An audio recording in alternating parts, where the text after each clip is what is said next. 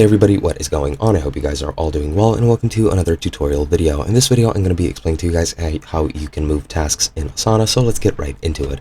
Let me first move to a project that already has tasks, such as this one, and as you can see, I have a couple of tasks in several sections, or in one section in this case, and there is a very simple way to move tasks. You can click here on this this 2x6 grid or 6 dots, call it whatever you want. Just click it and drag it wherever you want. You can drag it within one section, drag it to different sections if you want, or you might need to drag it on to the name of the section itself, and then you'll be able to drag them along.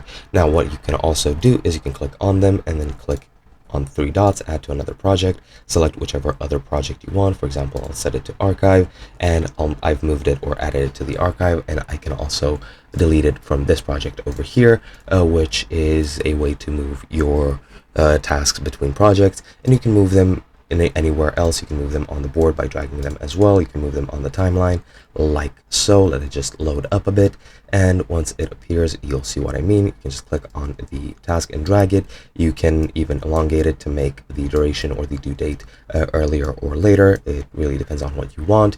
On the dashboard, you can't really do anything. On the calendar, I'm pretty sure you might be able to.